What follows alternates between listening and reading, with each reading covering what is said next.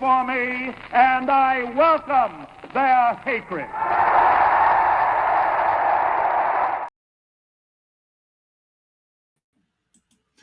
What is up, everybody? This is Hater Radio. My name is Chris McLean.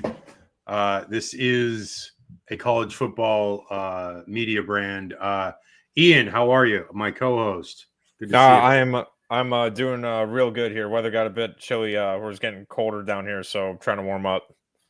Nice. Yeah, sorry for the jumbled intro here. I'm just a little tired. I've been working the last 2 days, pretty long hours, so I've been pretty busy. But yeah, it's getting cold here too. It's I'm supposed to be going up north tomorrow, like an hour and a half away, and it's like I think it was going to be in like the 20s or something like that. So should be a pretty cold day for me tomorrow.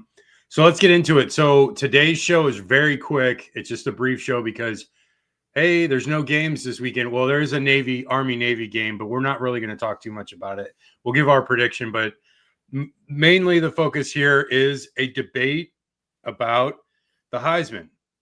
Now, there are other finalists, but really we're just narrowing it down to two that have the highest likelihood of winning. Right now, the two favorites are Travis Hunter from Colorado and Ashton Jeanty from Boise State. So what we're going to do is have a debate between the two finalists, and Ian's going to take up Travis Hunter's side. I'm going to take up Ashton Jeanty's side, and then we'll discuss it and just lay out the information for all of you to decide. With that being said, Ian, you have the floor. Yes. So I drew the straw of Travis Hunter, and going through the statistics and all that, the best comparison people, and rightfully have given, has been to Charles Woodson, who won the Heisman in 1997. He was the last sort of dual athlete player, both defensive back and wide receiver, to win the Heisman. And his statistics, Travis Hunter's statistics, are much superior to Charles Woodson. Not saying he's better in that sense, because Woodson played on a much run-heavy offense on running back. And clearly Woodson was a very good DB. But it's worth noting that Travis Hunter, again, he's playing two positions, as a cornerback and as a receiver. He leads the Power Four with 14 touchdown receptions as a defensive back, mostly. And he ranks second in receiving yards per game in all of FBS Division I. And also on the defensive side, he's been just as good. Ranks third in the Power Four with pass deflections and interceptions. He has 15 pass deflections and 4 interceptions. He's also the first player to have over 150 yards receiving and 4 pass breakups in a game. So that's that was considered the Heisman moment for him. And he's the only player during that week to receive both offensive and defensive player of the week that season. And another thing to note too, all the conferences have come out with their All-American lists and players of the years. Travis Hunter unanimously was chosen as the Big 12 Defensive Player of the Year and was first team All Big 12 on offense for wide receiver and defense on first team defense for the Big 12. So he's doing stuff that we haven't seen in well over almost 30 years, and still stuff we've never seen. We've never seen this type of proficiency from a wide receiver while also being a defensive back, where there's not really that much of a dip in, each side. Travis Hunter is still has been very locked down when playing on both sides of the ball. Still averages, he has over 32 tackles as well, and the 4 interceptions he returned for 65 yards. He even has a fumble recovery and a rushing touchdown. So he is really the Swiss Army knife of college football, where no matter where you have plugged him in, he usually finds a way to hurt you.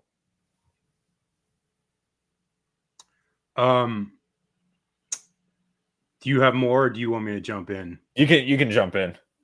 Okay. So that is a definitely great argument. And I am not denying that Travis Hunter is pretty much a unicorn.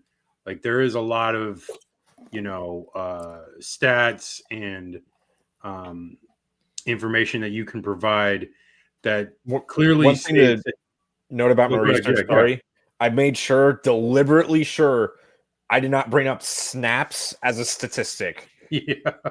I'm sorry. That is a very poor argument for why some guys should win the Heisman. That's fair. No, I appreciate that. And I agree.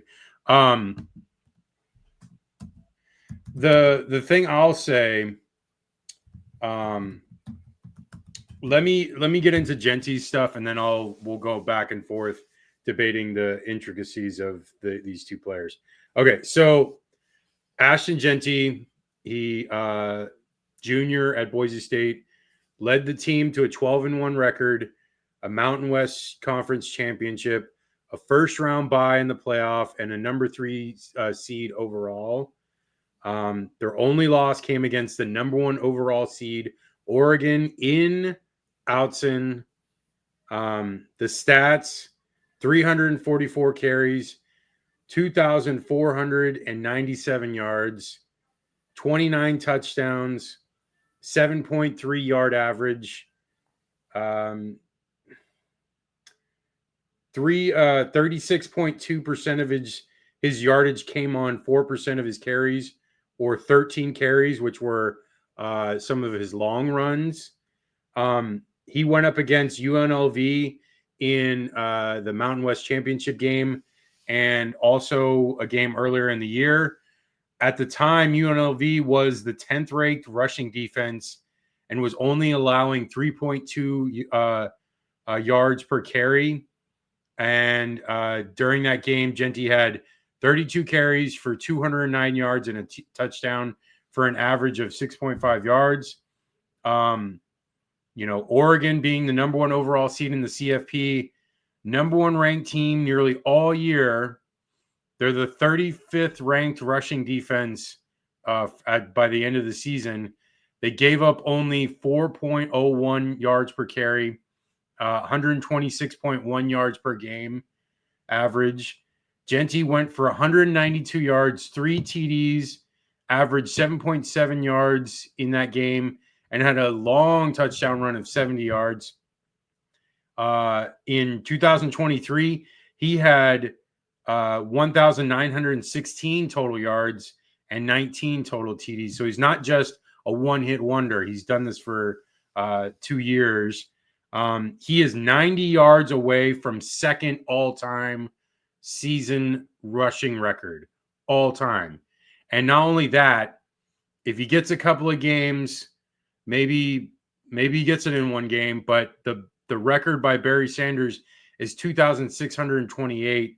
That is about, what is that? That's like, it's actually not even that much. It's 143 or something like that. So that's not that much yardage. He could break it in the playoff game that he has coming up. Let's do some crosstalk here with the other thing I wanted to mention with Jeanty, his PFF Pro Football Focus grade is a 97.1. At least it was before this last game. I don't know what it is now. I couldn't find it anywhere. Was at the time was the all-time best for FBS running backs ever, like since they've gone back and done grading. In the PFF era, Jeanty's 144 now. 144 forced missed tackles is the most ever. He had 1,882 yards after contact. And that is second most. What is it? That's the most all time. And they've been tracking that since 2014. Second most all time is 1,355. So he's outpaced that by over 500 yards, just yards after contact. Let's do the crosstalk now here. So Ian, now give me your counter to some of the stuff that I mentioned about Jeanty, and then I'll counter your stuff about Travis. So the one thing, and this has been a sticking point, is that as much as maybe it is not necessarily viable, you can make the argument that Travis Hunter has played against more tough competition being in the Power 4 in the Big 12 than Jeanty may have. Colorado has, I believe it was like weren't in the top 25 in strength of schedule. And while it's nowhere, I will admit, obviously, Colorado's is nowhere near like an SEC level schedule. They still, they had to play teams like Utah, who was, ranked at the beginning of the year. They lost to Kansas State. They had some tough, they had Kansas, Tech, all the, Arizona, who was, potentially sneaking in to a Big 12 title. So it wasn't as much of maybe a cupcake as many people thought. Comparing that, it was definitely in the Mountain West. It was Boise State's to lose. They went undefeated in conference play, and UNLV was really the only threat, and they dispatched them pretty quickly. So I would say that would be the one thing that Travis Hunter does have on Jeanty, is that he's definitely played tougher competition and has played well in tougher competition. It's not like when the team got tough, he shriveled. He's been consistently good at covering the players, and especially been the go-to target in that offense. Okay. A couple of things about Hunter, and specifically, let me get into a little bit here. So, a lot of Hunter's stats near the end of the year, the last two games specifically, was a lot of stat padding. And it was in other games besides these last two, but the Utah game and the Oklahoma State game. The Utah game, they were up by at least 2 scores, and there was like 2 minutes left, and they were ready to close out that game. And they give a handoff to Hunter. Clearly stat padding there. It wasn't like this was in the middle of a game flow. This was like the game was basically over. If they just run it a couple times, the game is over. But they specifically run it to him, hoping that he's going to get a touchdown. And you know what? Granted, that team should stop him, but it does look like stat padding. And then in the Oklahoma State game, they were up 45-0 going into the fourth quarter, and he got his last touchdown. He got 3 TDs, but that last one was definitely very much a stat padding touchdown. I will also say that as far as Hunter, he is one of the better wide receivers and one of the better cornerbacks in the country. That is not deniable. But I will say he is not the best at his position at either. And while Jeanty is on the verge of setting all-time records, besting arguably the best running back that has ever played the position. So if he is going to top Barry Sanders is the like end-all be-all with running backs. If he tops that, there's very little argument. Yes, I know competition. You'll say Mountain West. And then I'll just counter with what he did against Oregon and what he did against UNLV, which are 2 really good defenses. And, and he put up really big numbers against both. With Travis Hunter, I will argue when you compared him to Woodson's a Hall of Famer. Like Travis Hunter may or may not be a Hall of Famer. We won't know till like maybe 15 years from now. In Woodson's senior or last year at Michigan, he had more interceptions in less games. He only played 11 games to get that number, and he got 7 interceptions for 11 games. So he had way more interceptions than Travis Hunter did, and did it in less games. And then also in the Kansas State game, he was injured, so he didn't even play that much. So that was their best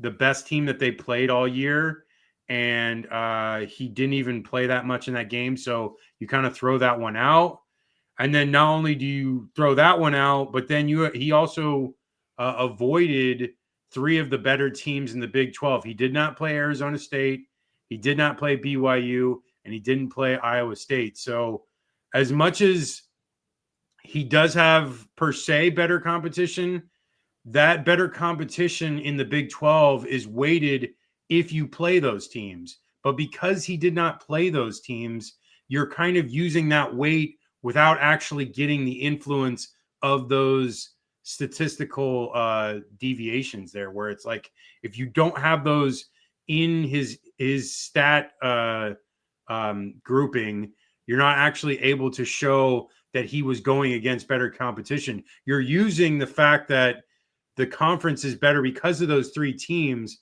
But if you take those 3 out, the rest of those teams that he played, that strength of schedule, I don't have it on me, but I know that strength of schedule is a lot weaker because of that. And so I know it's better than Boise State's, but still, I feel like with all this information, all I'm going to boil it down to is, Ashton Jeanty is doing stuff that we've never seen before, and Travis Hunter is doing stuff that has been seen in the last 30 years, but like literally there's only been like one other player that's about to do what Jeanty's about to do that has happened before. So I don't know. It's very hard. I at this point, I feel like Jeanty's not going to win, and I feel like Hunter's going to win. I think just there's too much PR for Hunter and Colorado. I think it's too hard for a group of 5 player to try to win it. He's definitely deserving. They're both deserving, and I'm not going to deny that. Like, they both deserve to win. I just feel that Jeanty is, just a bigger threat, and I just feel like I don't know what it is. It just, because I like Hunter a lot because I can see both his skills in being a really good corner, and he's a tall corner, so it's unique in that way. And then he's also a playmaker on offense, and he's put up a lot of points and a lot of yardage in as a wide receiver. I don't know. Jeanty's going to have at least probably 30 touchdowns. That's a huge number, and if he breaks the all-time record, that's the all-time record really is what sets it off for me for anything. Like, breaking Barry Sanders' record is just you have to reward that somehow. But Ian, you go ahead. Yeah, and I will say definitely right. Jeanty has been doing stuff we haven't seen, but in the same extent too, same with Hunter, because yes, Woodson was doing stuff like this, and maybe Hunter is not good defensively, but we never saw them become like the game breaker on both positions. While Hunter may not be the best at each individual, and you cannot tell me taking Hunter away from that team would really cost Colorado some more games, because he was the primary target on for Shedeur Sanders passing. You knew instinctively, and that was the thing too with Hunter, is they knew it. The defenses knew it as well, was to double cover him, and you would still find a way. And there was some creative routes or decoys they would run. But Hunter had a lot of fantastic catches this year that were in really tight coverage and really showed his athleticism. And same with defense. He did a very good job covering. They would put their best wide receiver on him or try to isolate him, and Hunter would rise to the challenge. I don't remember too many times that Hunter was just flat out beat on a route in any of these games. So I do agree that Hunter definitely may not be the best at each division, but I think he's the most versatile, because like I said, I feel like Hunter, you remove him from the equation, and that Colorado team is looking a lot more lost without him, because they wouldn't have a primary go-to receiver, and you couldn't have a guy that would be able to take away an entire half of the field if he's covering one of the receivers. Now, if you took Jeanty off of Boise State and put Travis Hunter on Boise State, is Boise State still a playoff team? So I'm pretty much trading Jeanty for Hunter. Yeah, like you swapped them. I definitely think Boise State would be better defensively, because they would have that coverage, and that was the one thing, is that they can at least defensively pass coverage. It wasn't terrible. We've talked about it this year, but it wasn't like superb. You add Hunter in that equation, and that's really tough for teams to, if you can't run and you got a guy on the left side or right side of the field that's just going to be a vacuum or deflecting these passes away, that'll be tough. And Matson was a very capable quarterback with Boise State. Hunter is that type of receiver where you could be a good enough quarterback you throw it in there, he's going to find a way to catch it. So I would say, I would probably say maybe Boise State, maybe one more loss because their offense is predicated on the run, but I don't feel like they would like lose the Mount. I still think they would win the Mountain West. Yeah. Do you think they would? Well, no. So you're saying that. Well, what about if Jeanty's on Colorado? You know, they've got Shador. They would have Jeanty. They have decent wide receivers outside of Travis Hunter. Yeah, that's true, especially Horn Jr., USF shout out. Yeah.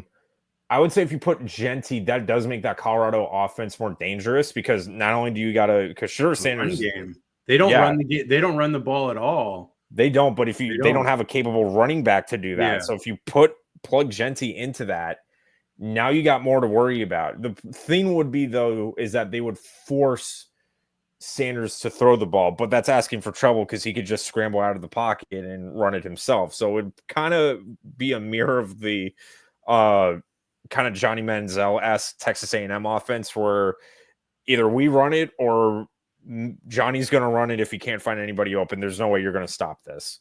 Yeah. All right. So what do you think is going to happen? I think, man, out of all the Heisman races, this is probably the closest to call because, like you said, I wish we could just like cut it in half like a birthday cake and just give it to both of them. Because they are the two best, in my opinion, they're the two best players in the country. Yeah, and it's not even close. Like the gap between them and everyone else is quite severe. So yeah, and because they're both doing things that we haven't seen ever. Like we've never seen a player like Travis Hunter, at least as good as he has shown to be, and as athletic as he is. And we've never seen a running back like Jeanty, who can, no matter what you do on the box, he's going to find a way to score 3 touchdowns and 150 yards per game. I just wish like Hunter like did it last year, had a season like this last year, and Jeanty did it this year, so they both could get a Heisman. Yeah, but it's not the world we live in. I think, oh man, if I had to take it, I feel like they would give it to Jeanty for the fact that he is the best running back in the country. That would be where I think they would sway the vote. I mean, I want Jeanty to win. I do. I'm more in his camp, but I don't know. Just the stuff I've seen on Twitter, it just looks like it favors Travis Hunter, and even the Vegas odds are in his favor. But Vegas odds can be wrong, so it's no guarantee that he definitely wins it. But we'll see. Let's do one last thing. Let's do the Army-Navy game, and then we'll head out of here. Okay, give me your thoughts on Army-Navy. Yeah, so this year definitely, I mean, the Army-Navy game, it's one of the best, if not the best tradition in all of college football. You can't tell me you don't get emotional just watching the game, especially the intros. They're so freaking awesome when the teams take the field and they have their respective, aircrafts flying over. Anyways, besides the pageantry, this year is actually kind of unique because both teams are really freaking good. Yeah. And both are going to find a way to beat you. And they play very similar style of offenses. But the interesting thing is that, I mean, Daly has been a machine at Army. It has been really tough to see anybody try to stop him. But Navy's built for that kind of running attack with the quarterback and the option. And Horvath has actually thrown more touchdown passes than Daly. But I mean, Daly's had 29, rushing touchdowns compared to the 8 passing. I feel like Army has the better, both of them have great defenses, but with Army having the better offense, I feel like that'll be what puts Army over the top in this one. I think it'll be close. It's going to be a typical down and dirty Army-Navy game, but I'm going to take the Black Knights winning. I'm going to say West Point sings last. Let's go 24-20 Army. So I'm a little biased because I was in Army ROTC for a year. at USF. And but I will say this Army team is really good. I mean, they only had that one loss to Notre Dame, and it was really a blowout. I didn't even really watch the whole recap there because whatever recap I saw when we were reviewing those games, it was kind of a limited recap, so I didn't get a true understanding of what happened in that game. I wish I could have watched that whole thing and I'd be able to better tell you what happened. But I will say in the other games that I've seen of Army, Daly runs that offense like a machine, and it's very efficient. He's a magician back there, being able to control the offense. He is fluid with everything. He's very athletic. He can throw when needed, but he definitely runs the ball more than passing it. And they, I feel like they can score at least 28 points in this. And I like Navy a lot, but I feel like they have some weaknesses. Their defense is good. I think I like Army's defense a little bit better just because their secondary is really good, and I think that's what sets them apart. So if Navy does try to pass a little bit in this game, I feel like their secondary is going to be ready for it and may get a pick or two. And if that's the case, then that'll give Army the ball, which they love having the ball because their time of possession is vast in almost every game they play. So I'm going to say Army wins like 28-17. Okay, that's the show. Check out haterradio.com for all of our articles. There's one on the playoff. There's one about the Florida Gators and just like the recap of the season and the momentum building from that. And then you can catch us on all the socials, X, Twitter, Instagram, Threads, Facebook, TikTok, YouTube. Just look up Hater Radio to come right up. And then, Ian, what are your socials real quick? Yeah, it's at Instagram, YouTube, and Twitter. It's at G_Gator_G. So like, subscribe, comment, follow, do all the things, help us out in the algorithm. We greatly appreciate it. We're up to 1,600 subscribers on YouTube. We really appreciate all of you keeping up with college football with us because we love this sport and we love conveying that to you guys. So thank you for everything. Thank you for the support. We'll talk to you later. Enjoy the Heisman ceremony and the Army-Navy game. Sunday, we're not going to do a show. I may do like a recap, little video, just a little quick of what happened, but not much because there's obviously just two things happened. So we're not going to do a regular show on Sunday. But we'll be back Wednesday. Wait, is there games next week? Yes, there are. The playoff games. Good. Yeah. Of course. So there's going to be playoff games on Friday and Saturday of next week. And then also Florida's bowl game. So we'll talk about those next Wednesday.